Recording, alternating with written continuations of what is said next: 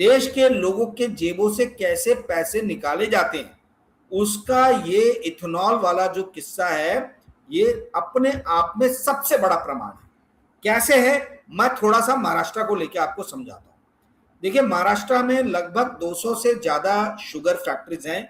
आपको मालूम है इथेनॉल जो है शुगर और ग्रेन दोनों से बनता है। इसके अंदर में लगभग 45 से 50 शुगर फैक्ट्रीज ऐसी थी जो बंद हो गई थी, और इन शुगर फैक्ट्रीज को औने पौने दाम पे महाराष्ट्र स्टेट कोऑपरेटिव बैंक ने बेच दिया, और एक प्राइवेट कंपनीज को। और ये अधिकतर जो प्राइवेट कंपनीज थी ये नेताओं से रिलेटेड थी, या नेताओं की थी, या उनके चंगू मंगू लोगों की थी। तो मान लीजिए 15 करोड़ सिर्फ जमीन का दाम है जिस पे फैक्ट्री बनी है, और उसकी प्लांट और मशीनरी तो छोड़ ही दीजिए, वो फैक्ट्री बिक रही है 10 करोड़ में, यानी जमीन का भी भाव उसको नहीं मिल रहा। यही करके लगभग 25,000 से 30,000 करोड़ का बड़ा घोटाला हुआ, जिसमें देवेंद्र फडणवीस ने 2014 में बोला था चक्की पिसिंग पिसिंग पिसिंग एंड पिसिंग करके पवार फैमिली को उन्होंने एक इशारा किया था। अब इसके अंदर में ये हुआ है कि ये कोई स्कैम एक पार्टी के नेता नहीं कर रहे हैं, सबके सब मिले हुए हैं। महाराष्ट्र के अंदर में मैं आपको बताता हूं, नाम हालांकि आपने नितिन गडकरी का लिया, बट आपने राधे कृष्ण विखे पाटिल जो कांग्रेस के बड़े लीडर थे, अभी बीजेपी में चले गए हैं। हर्षवर्धन पाटिल जो अगेन बहुत बड़े लीडर थे, कांग्रेस के कोऑपरेटिव मिनिस्टर भी रहे, वो बीजेपी में चले गए। इन दोनों की बहुत बड़ी शुगर फैक्ट्रीज हैं। बाला साहब थोराट जो सबसे बड़े वेटरन लीडर कांग्रेस के महाराष्ट्र में, उनकी अपनी अहमदनगर में शुगर फैक्ट्री है। इसके अलावा जयंत दादा पाटिल जो फाइनेंस मिनिस्टर रहे हैं महाराष्ट्र के, और शरद पवार फैक्शन के, शरद पवार जी के बाद में सबसे बड़े लीडर हैं, उनके और उनके भतीजे की फैक्ट्री, भतीजे भांजे की किसी की फैक्ट्री है।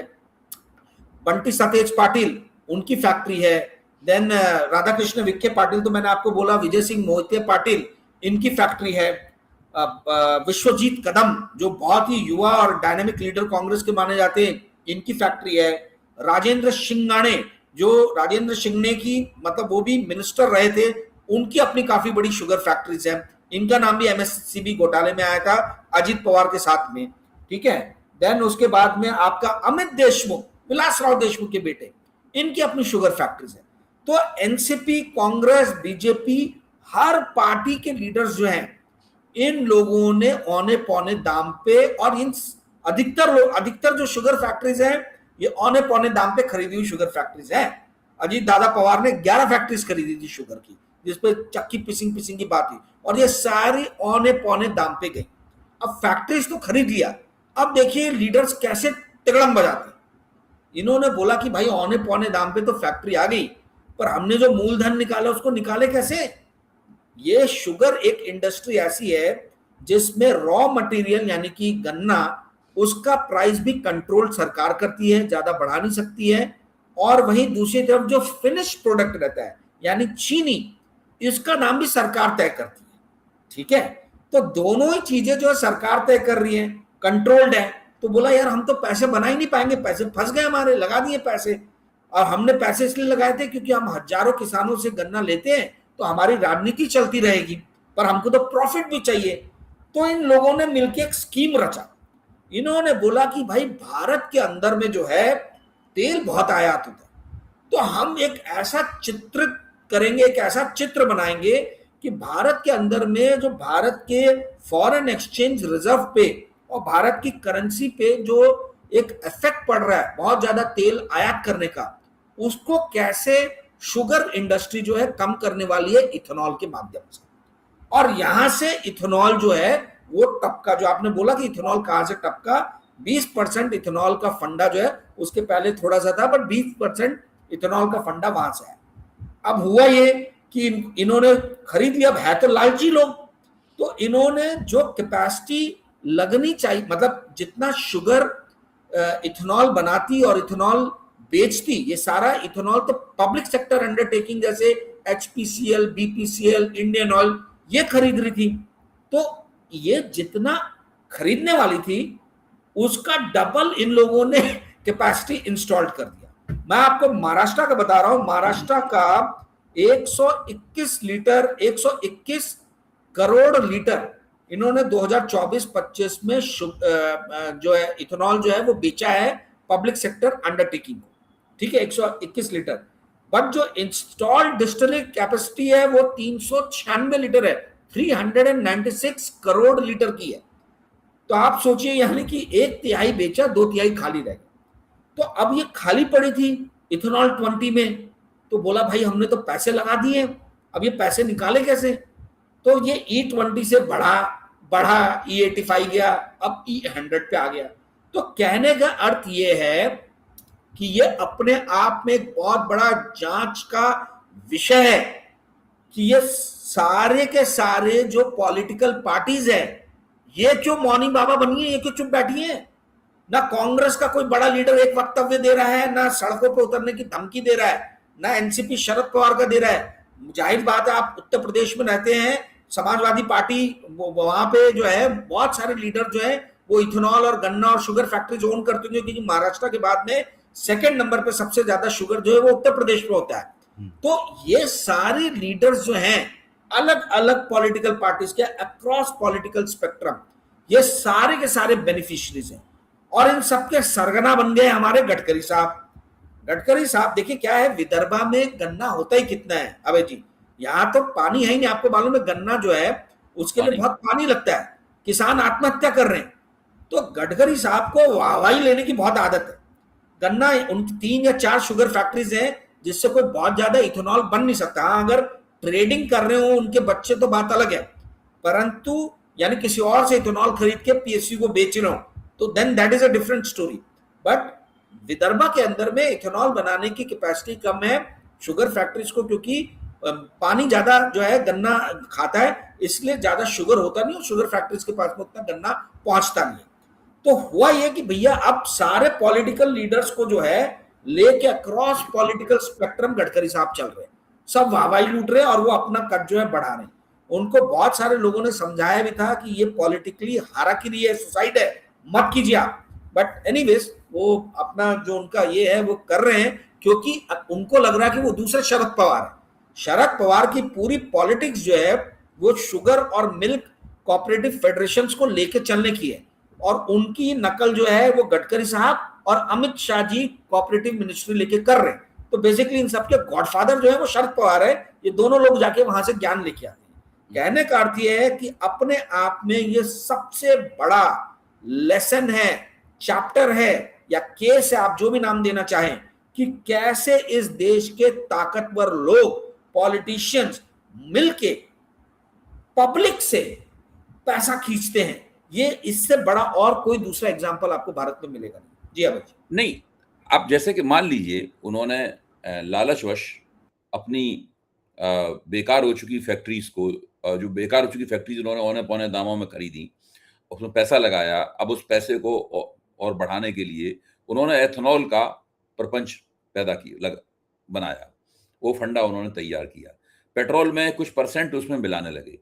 अच्छा, अब कहा यह जा रहा है कि एक जो पिछले 3-4 साल में जो कारें बन के आई हैं सड़क पर, उनके ऊपर तो इसका कोई विपरीत असर नहीं हुआ, लेकिन इससे पहले की जो कारें हैं उन पे उनके इंजन पे इसका असर पड़ सकता है। उनकी जो माइलेज है, यानी 1 लीटर में कितनी कारें चलती हैं, वो अब कम चलेंगी, वो खराब हो सकती हैं कारें।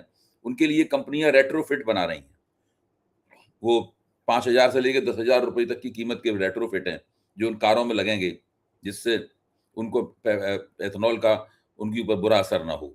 अच्छा, अब इन्होंने, सबसे बड़ा यहाँ सवाल ये उठता है कि 1 लीटर में उन्होंने 20% एथेनॉल मिला दिया, तो कायदे से तो उसका कीमत कम होनी चाहिए लीटर की पेट्रोल की, क्योंकि एथेनॉल तो पेट्रोल की कीमत के मुकाबले काफी कम है, काफी सस्ती चीज है।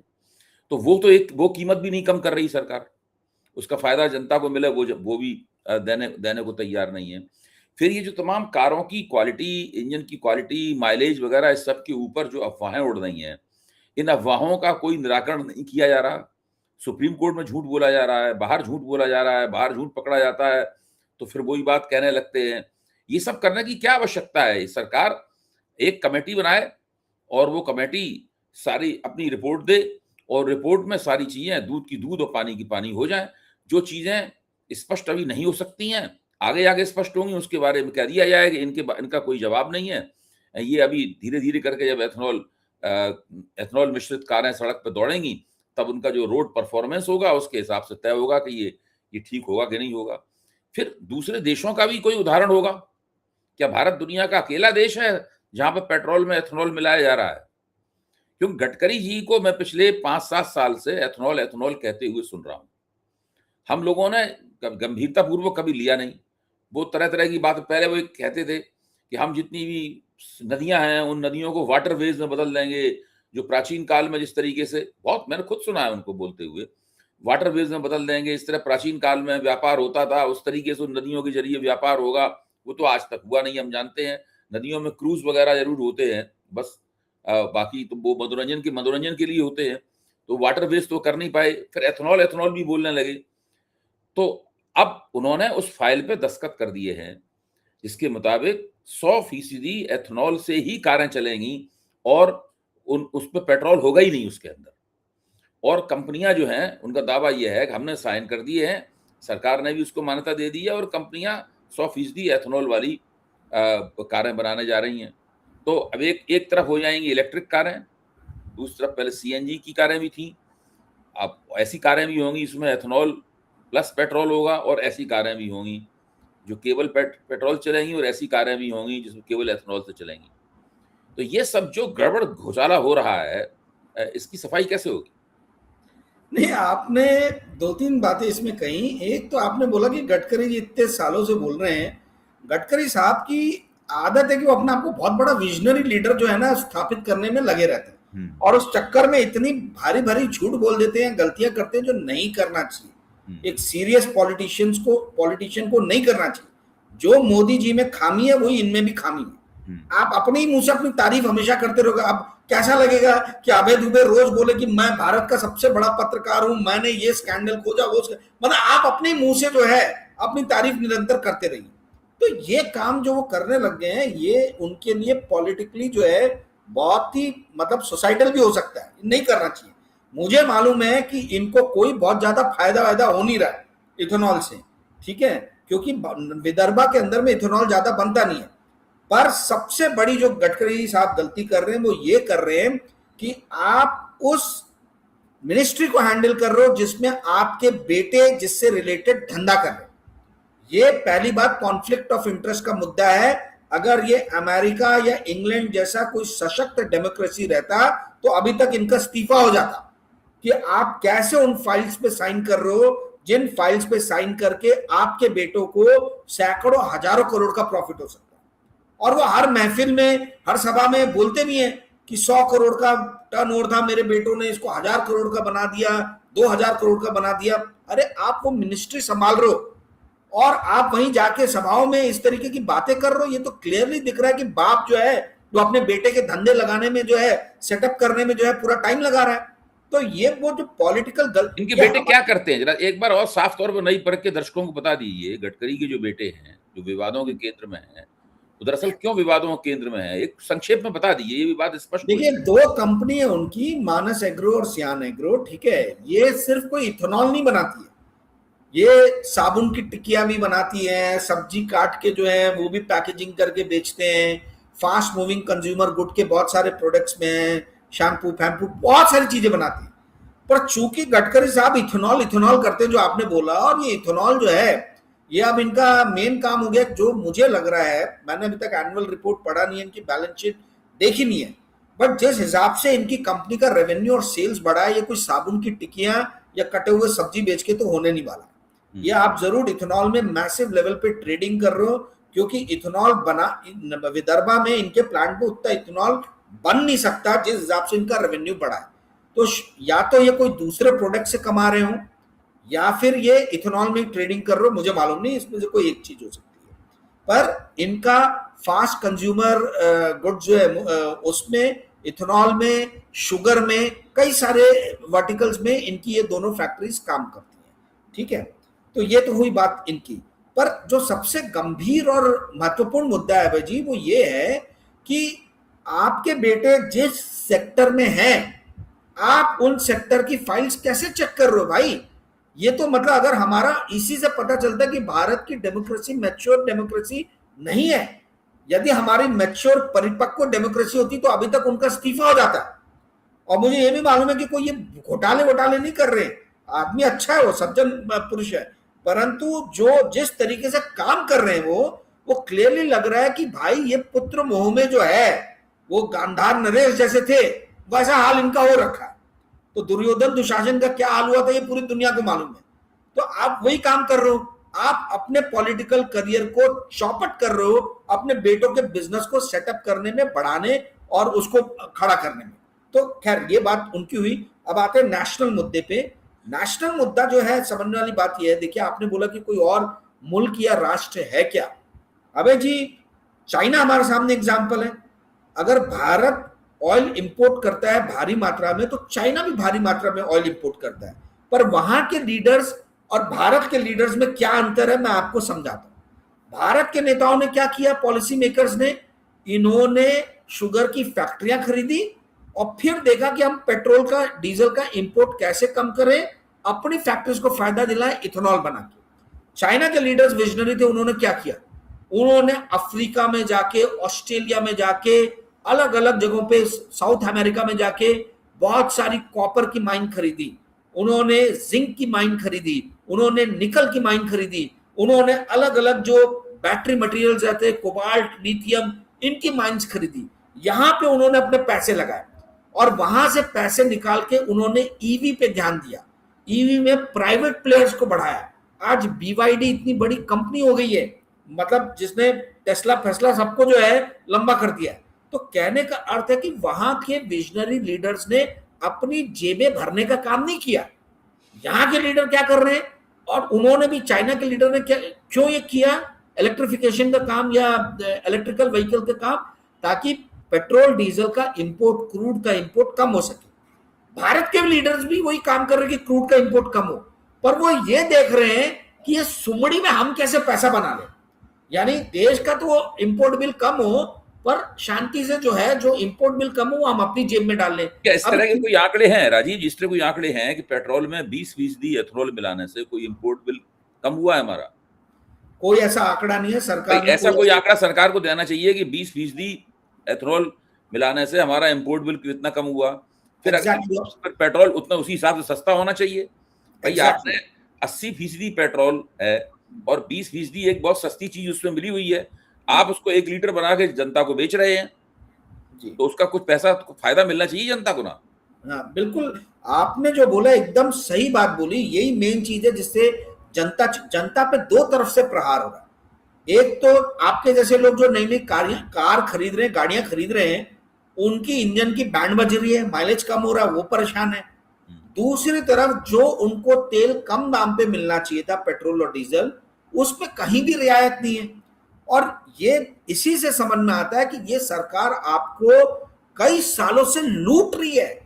ये इस देश का मध्यम वर्ग कब समझेगा? मैं बोल बोल के थक गया हूं ये बात को, कि इस देश के मध्यम वर्ग को उनके गले पे रेती चला के काट के ही जो है ये अपनी सरकार चला रहे हैं लोग। मध्यम वर्ग को किसी भी तरीके के पेट्रोल डीजल में रियायत नहीं दी गई। इंटरनेशनल प्राइसेस बढ़ता है तो ये प्राइसेस बढ़ा देते हैं, परंतु जो 20% सीधा सीधा फायदा मिलना चाहिए था, वो फायदा कभी पास ऑन किया नहीं है। तो फायदा गया कहां? वो फायदा गया लाडली बहना, लाडला भाऊ, लाडली दीदी और दुनिया भर की जो इस तरीके की फ्रॉड स्कीम्स है, जहां पे ये अपने कार्यकर्ताओं के घर में ही फुकट का राशन पहुंचा रहे हैं, उनको पैसे दे रहे हैं, वो सारी चीजों में जा रहा है। देखिए इस देश का गवर्नेंस जो है वो पूरी तरीके से हिल गया है जी। और दुख की बात है, मैंने आपको जैसे शुरू में ही बताया कि कांग्रेस क्यों नहीं सड़क पे आ रही है भाई, समाजवादी पार्टी क्यों नहीं, अपोजिशन पार्टी के लीडर जो है वो क्यों नहीं सड़क पे आ रहे? अगर जनता से रिलेटेड मुद्दे अगर वो नहीं उठाएंगे तो कौन उठाएगा? क्या अभय दुबे और राजीव रंजन सिंह का काम थोड़ा? सिर्फ और सिर्फ यूट्यूब पे ही आपको इस चीज का शोर और शराबा नजर आ रहा है। ना कांग्रेस के लीडर कुछ बोल रहे हैं, ना कोई दूसरे विपक्षी पार्टी के बोल रहे हैं, क्योंकि हमाम में सभी नंगे हैं, सब इस चीज का फायदा उठा रहे हैं। और आपने बोला कि सरकार ऐसा क्यों नहीं कर रही कि श्वेत पत्र लाए, सरकार को उसमें कोई दिलचस्पी नहीं है। सरकार को सरकार चलाने में दिलचस्पी है, और सरकार तभी ठीक से चला सकती है जब उसको मालूम है कि अपोजिशन पार्टी में जितने लोग लीडर्स जो उनके लिए प्रॉब्लम क्रिएट कर सकते हैं, उनको हम ऑबलाइज करके रखें। लेकिन तो राजीव जी जनता के बीच में खासतौर से जो लोग कारें चलाते हैं, जो दुपहिया चलाते हैं, वो मतलब एक कार चलाने वाले व्यक्ति के परिवार में 5 लोग होते हैं कम से कम, न्यूनतम औसतन। इस तरह एक दुपहिया चलाने वाले के परिवार में एक परिवार में एक से ज्यादा दुपहिया होते हैं, और उसमें भी 5-6 लोग होते हैं। तो कुल मिलाकर जो असंतोष है, भ्रम की स्थिति है, असंतोष है, सस्ता माल लोगों को ज्यादा दामों में बेचा जा रहा है। यानी पेट्रोल को तुरंत 20% जब एथेनॉल मिलाया है तो उसके मुताबिक कुछ परसेंटेज उसकी कीमत कम होनी चाहिए, वो भी नहीं हो रही है। नहीं, पेट्रोल को और सस्ता करके लोगों को महंगा, खाड़ी युद्ध के नाम पे महंगा पेट्रोल बेचा जा रहा है। अच्छा, ये लोगों में इस बात पे असंतोष है बहुत ज्यादा। मतलब हमारी कार और मोटरसाइकिल खराब होगी, एक तो ये समस्या है। दूसरी समस्या ये है कि हमें सस्ती चीज महंगी बेची जा रही है, ये भी समस्या है। इससे जनरली आमतौर पे 31 करोड़ और उसमें 5 का गुणा कर दीजिए आप, हैं, तो कुल मिला के आप तकरीबन 1 अरब से ज्यादा आबादी हो ही जाती है। इन सब लोगों के मन में असंतोष तो पनपता है ना इससे, और असंतोष बनने से राजनीतिक नुकसान होता है। सरकार ये क्यों नहीं सोचती? राजनीतिक नुकसान होके क्या होगा? इलेक्शन में आप जाओगे, इलेक्शन हारोगे, बट आप इलेक्शन हार ही नहीं रहे हो, तो फिर आपकी प्रायोरिटी क्या बन जाती है? माल बनाना। सीधी बात है भाई। देखो, आप तभी डरते हो असंतोष से जब आपको लगता है कि आप चुनाव हार जाओगे, पर जब आपके मस्तिष्क से वो डर ही निकल गया है कि आप चुनाव हार जाओगे, तो फिर आप क्या देखोगे? आप देखोगे कैसे भी लूट ले, खसोट ले। ब्रिटिश ईस्ट इंडिया कंपनी ने क्या किया था? उसको कोई इलेक्शन में जाना नहीं था, इसलिए वो जबरदस्त रूप से माल जो है वो लूटती थी। जब तक ब्रिटेन की अपनी खुद की आर्थिक हालत खराब नहीं हुई, तब तक ब्रिटिश ईस्ट इंडिया कंपनी का कुछ असर जो है भारत में कम हुआ नहीं, उनको कोई फर्क पड़ा नहीं। कहने का अर्थ ये है, देखिए अभय जी, ये सारी चीजें मैच्योर डेमोक्रेसी से रिलेट होती हैं। अगर देश के लोगों में इतना असंतोष है, तो सवाल ये उठता है कि अपोजिशन पार्टी इसका क्यों नहीं फायदा उठा रही है? कल राहुल गांधी और कांग्रेस के 100 लीडर गडकरी जी को घेर के खड़े क्यों नहीं हो जा रहे? क्यों नहीं 100 लोग जो है नागपुर में गडकरी जी उतरते हैं तो एयरपोर्ट पे उनको कांग्रेस के लीडर घेराव करते हैं, कार्यकर्ता घेराव करते हैं? क्यों नहीं कर रहे? क्योंकि हमाम में सभी नंगे, सारे पॉलिटिकल पार्टीज जो है पैसे पे चल रही हैं, और उनको पैसा यही नेता प्रोवाइड कर रहे हैं जिनके इस तरीके के बेनिफिट्स हो रहे हैं। मुझे और आपको और आम लोगों को नुकसान हो रहा है, इनको कोई नुकसान नहीं हो रहा। इनकी राजनीति, इनकी मौज मस्ती, इनकी सत्ता चल रही है। इस देश का प्रधानमंत्री आके मंच पर बोलता है कि 70,000 करोड़ का घोटाला किया है अजीत पवार ने और उनकी पार्टी ने, और उसके बाद में 4 दिन बाद उनको डिप्टी सीएम बना दे रहा है। तो इससे समझना, और देश में कहीं भी असंतोष नहीं हो रहा, कोई सड़क पे नहीं आ रहा, कुछ नहीं हो रहा। इससे साफ स्पष्ट नजर आता है अभय जी कि जो हमारा रूलिंग डिस्पेंसेशन है, इसके दिल और दिमाग से जनता के आक्रोश का डर जो है वो निकल गया है। जी।